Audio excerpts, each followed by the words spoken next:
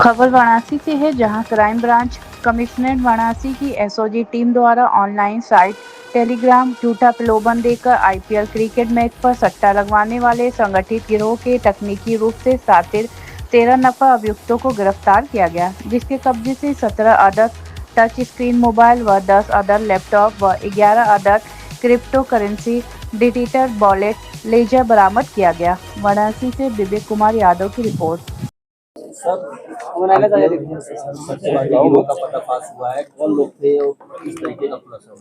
देखिए, जनपद वाराणसी की जो क्राइम ब्रांच टीम है उसने डीसीपी क्राइम के निर्देशन में और सीपी सर के निर्देशन में एक बड़े गैंग का पर्दाफाश किया है, जिसमें करीब 13 लोग ऐसे पकड़े गए हैं जिनके द्वारा आईपीएल में बेटिंग का काम कराया जा रहा था। इन 13 लोगों के पास से जो बरामदगी हुई है वो करीब 17 स्मार्टफोन्स उनके पास से बरामद हुए हैं, 10 लैपटॉप बरामद हुए जिस पर लगातार वो लोग काम कर रहे थे, और डिजिटल वॉलेट और क्रिप्टो करेंसी का वॉलेट भी इनके पास से बरामद हुआ है। और इस गैंग में जो इसका जो सरगना है इन 13 लोगों में जो मास्टरमाइंड है वो बनारस का रहने वाला व्यक्ति है रितेश दिवाकर शुक्ला, जो अभी फिलहाल मुंबई में रह करके ऑपरेट कर रहा है। उसके साथ उसका राइट हैंड मैन एक और व्यक्ति है रवि यादव, जो वो भी बनारस का रहने वाला है, लेकिन ये दोनों अभी मुंबई में इन्होंने अपना एक ग्रुप तैयार किया, उसमें 11-12 लोगों को जोड़ा और ये सारा गैंग आज पकड़ा गया है। ये लोग यहाँ कैंट में एक जगह से ऑपरेट कर रहे थे, जो जहाँ से ऑपरेट कर रहे थे उस जगह की जानकारी भी प्राप्त होगी और वहाँ की भी छानबीन चल रही है।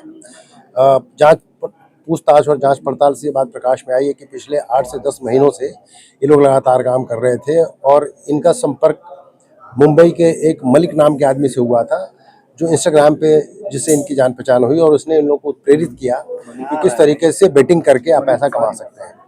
इन लोगों के द्वारा जो इनकी कार्यप्रणाली है, मेटा के प्लेटफॉर्म पे इनके द्वारा एड्स प्रसारित किए जाते हैं पैसा दे करके, और वो ऐड कई बार इन्फ्लुएंसर्स के द्वारा भी, मतलब आपको लगेगा कि कोई इन्फ्लुएंसर वहाँ बोल रहा है सोशल मीडिया पे, वो एआई जनरेटेड फेक वीडियोस होते हैं। और लेकिन आपको देख के जो आदमी प्रभावित होगा उसको लगेगा भाई कोई बहुत ही इंपॉर्टेंट आदमी उसमें बात कर रहा है। उनसे बात करके वो एड्स क्रिकेट के बारे में होते हैं, और जो भी आदमी इन्फ्लुएंस हो जाता है, जो प्रभावित हो जाता है, वो उस ऐड को जैसे टच करेगा फॉरवर्ड करने के लिए या खोलने के लिए, वो ऐड अपने आप टेलीग्राम के एक प्लेटफॉर्म पे चला जाता है जहाँ पे बेटिंग शुरू हो जाती है। और टेलीग्राम के उस प्लेटफॉर्म पे मलिक के द्वारा लोगों को प्रोत्साहित किया जाता है बेटिंग के लिए। वो ये भी कहता है कि पिछले 10 सालों में उसने जिस टीम के बारे में प्रेडिक्ट किया है वही टीम जीती है। ऐसी बातों से लोग बेटिंग करते हैं। और जो हमारे पास अभी तक का जो जांच पड़ताल में डेटा आया है कि पिछले 8-10 महीनों में जब से इनकी कार्यप्रणाली समझ में आई है, तकरीबन 1.5 से 2 लाख लोगों को इन्होंने जोड़ा है प्रभावित करके। और लास्ट मंथ का इनका जो इन्वेस्टमेंट था पब्लिक के द्वारा, जो लोग लगाए, जिन लोगों ने पैसा लगाया, वो करीब 20 करोड़ रुपए का था, जिसका 6% का रिटर्न इनको मिलता है। उस पैसे से जो मुख्य आरोपी है उसने लखनऊ में हवाला के मार्फत एक ज़मीन भी खरीदी है जिसका पता लगाया गया है। इसके अलावा उसके डिजिटल अकाउंट में करीब 1 करोड़ रुपए और 20 लाख रुपए की क्रिप्टो करेंसी का भी पता चला है। इसके विषय में और छानबीन चल रही है। बाकी इनके टेंटिकल्स कहाँ कहाँ फैले हुए हैं वो सब देखा जा रहा है और इनसे पूछताछ करके इसमें कार्रवाई आगे ये पूरा नेटवर्क पूरे देश में फैला हुआ था या फिर मुंबई और वाराणसी से? देखिए, अभी तक की पूछताछ से जो अंदाजा लगा है कि जो मलिक नाम का व्यक्ति है उसकी रीच काफ़ी है, अन्य जनपदों में भी, अन्य स्टेट में भी उसके द्वारा ये कार्य कराया जा रहा है। इस दिशा में भी जांच पड़ताल जारी है, परंतु वाराणसी में तो ये गैंग का पता चला ही है, जिसमें अन्य जनपदों के भी लोग हैं। वो सब लोग वसई से ऑपरेट कर रहे थे।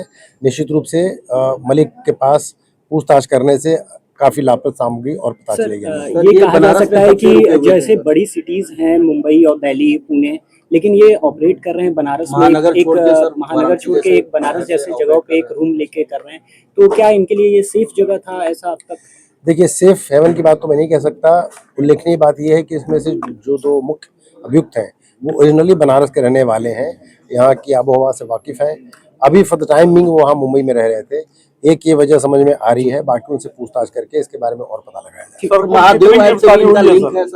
जी, कुल कितने गिरफ्तारी हुई? कुल इसमें 13 व्यक्तियों की गिरफ्तारी हो चुकी है। महादेव ऐप से भी इनका लिंक है, पूछताछ में क्या? इसके विषय में पूछताछ करके जानकारी भी प्राप्त की जा रही है। वाराणसी में कब से रह रहे थे सर? ये पिछले रहने वाले तो यहीं के हैं, बीच में ये मुंबई में चले गए थे, लेकिन अभी यहाँ करीब 8 से 10 महीने पहले आकर के वहाँ से